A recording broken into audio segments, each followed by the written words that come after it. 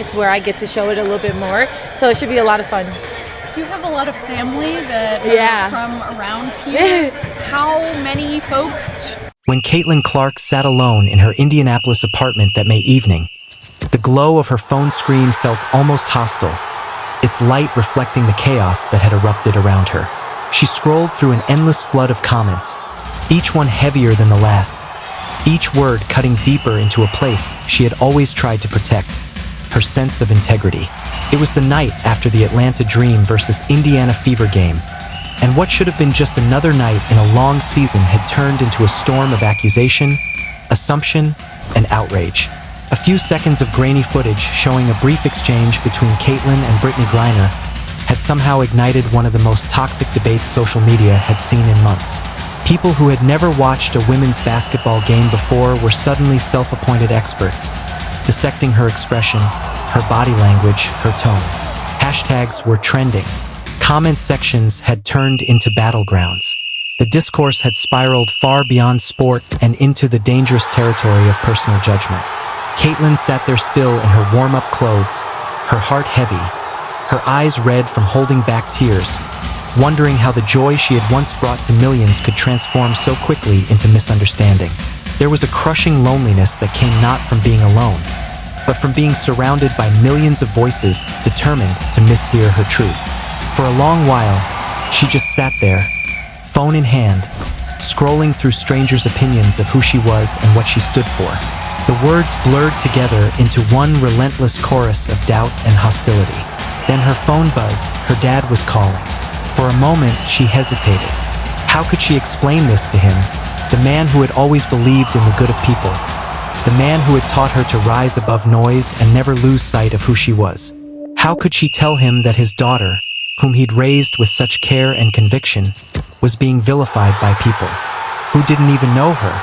Yet when she finally answered, and heard Brent Clark's familiar voice on the other end, steady and warm, something inside her softened. "Hey, sweetheart," he said gently, as though he already knew. "I've been watching the news. How are you holding up?"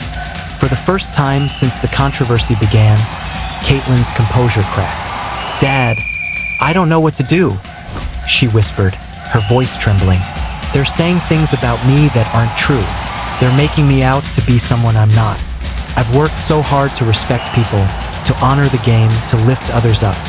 And now it's like none of that matters." There was a silence, the kind that only fathers fill with meaning. Then Brent said quietly, but with a power that Caitlin had known all her life, "They're trying to break you. But here's what I need you to remember. Don't let them break you." Those 5 words, simple but unshakable, landed like a lifeline. Caitlin closed her eyes, tears spilling freely now, because she remembered. It wasn't the first time he had said those words. She was 8 years old the first time she'd heard them. A small girl with scraped knees and big dreams, crying in the family garage because some boys at school had told her she wasn't good enough to play basketball with them. She had been dribbling the ball over and over again, the sound echoing against the walls like a heartbeat, determined not to let them see her cry. Brent had found her there, her ponytail damp with sweat and her face streaked with tears. "They said girls can't play real basketball," she had told him, voice quivering but defiant. "They said I should stop trying." He had knelt beside her then, resting his hands on her small shoulders, looking her straight in the eyes. "Caitlin, there will always be people who want to tell you what you can't do, who you can't be, what you don't deserve. But promise me something." "What, Dad?" "Don't let them break you. Don't. Let anyone else's limitations become your limitations. Don't let their fear of your greatness make you smaller." Those words had followed her through every gym, every late-night practice, every press conference, every loss that felt like the end of the world. And now, 15 years later, facing a storm not on the court but online, Brent's voice was as steady as ever. "Do you remember what I told you when you were 8? He asked. Caitlin smiled through her tears. "Don't let them break you." "That's right," he said softly. "And do you know why I said that then, and why I'm saying it now?" "Why, Dad?" "Because I've watched you for 23 years, sweetheart. I've seen your heart. I've seen how you treat people when no one is watching. I've seen how you lift others, how you encourage teammates, how you respect opponents even when they don't return it. These people on the internet, they don't know that girl. They don't know the one who used to give her lunch money to kids who forgot theirs. They don't know the teenager who spent her weekends coaching younger players for free, or the young woman who stayed behind after practice just to sign autographs for little girls who wanted to be like her. His voice grew stronger, full of pride and compassion. You've always been more than a player, Caitlin. You've been a light, and light always attracts shadows. But remember, shadows can't exist without light. Don't dim yours just because the world has decided to look for darkness. Caitlin sat in silence, her breath steadying as she listened. It wasn't just comfort her father was giving her. It was remembrance. He was reminding her of who she was before the noise, before the fame, before the opinions of millions tried to define her. Every great athlete, every great human being, faces a moment when their strength isn't tested by opponents, but by misunderstanding. This was hers.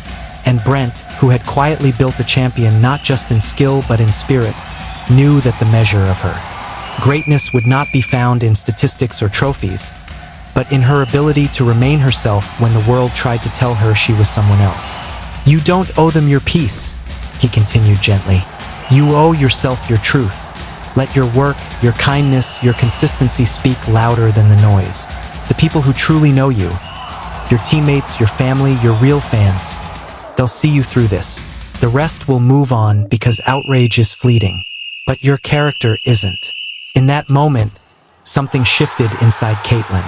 The anger and fear that had been tightening her chest gave way to a quiet clarity. She realized that strength wasn't about proving the world wrong. It was about staying true to who you are even when the world refuses to see it. Later that night, she closed her phone, unplugged it, and walked to the small basketball hoop in her apartment building's courtyard. The night air was cool against her skin as she began to shoot. One after another, each swish sounding like a breath released. She wasn't shooting to forget. She was shooting to remember the little girl in the garage, the father who believed, and the promise she'd made long before the world was watching. Don't let them break you. The next morning, when she arrived at practice, her eyes were tired but clear. She didn't address the controversy, didn't release a statement or engage in debates. She simply practiced harder than ever. Her focus sharp, her movements calm, her presence unbothered. Those who watched her that day could sense it. Something about her had solidified. The storm outside couldn't touch the stillness within. In time, the hashtags faded. The speculation died down. And when she finally spoke weeks later, she didn't defend herself. She simply said, "My dad told me once, a long time ago, not to let them break me." I think that's good advice for anyone. It was the kind of statement that silenced critics not with aggression. You know, what impressions are you getting, or what is the call for you now that you're with Dallas and in the game tonight against New York? I think it's going to be a lot of fun. They don't know the young woman who calls her grandmother every Sunday just to check in, who still writes thank you notes by hand after every charity event, who stays behind after games to sign autographs long after the cameras have stopped rolling. What happened next that May evening would transform Caitlin Clark's understanding of her own strength forever. "Dad," she said softly, her voice trembling as though each word carried the weight of 1,000 unseen judgments. "What if they're right? What if I don't deserve all the attention I've gotten? What if I really am just privileged and don't belong here?" The silence that followed seemed to stretch across time, heavy but alive with meaning. Then Brent Clark spoke, calm yet powerful, using her full name the way he had when she was small and needed to hear truth that would anchor her. "Caitlin Marie Clark," he began, his voice steady and warm. "Listen to me very carefully. You earned every single thing you've achieved. Every record, every award, every opportunity came from your work, your dedication, your talent, and your heart. Don't you dare let anyone convince you otherwise." His tone softened then, full of love and memory. "But more than that, remember why you started playing in the first place. It wasn't for the applause or the records or the interviews. It was because you loved it. You loved the sound of the ball hitting the floor, the rush of making a perfect pass, the joy of being part of something bigger than yourself. That love, Caitlin, that joy, that's what they can't touch. That's what they can't break. The conversation carried on for another hour, drifting between laughter and tears as Brent reminded her of the small, forgotten moments that had once defined her. The time she helped a teammate through an injury. The time she gave her game shoes to a girl who couldn't afford her own.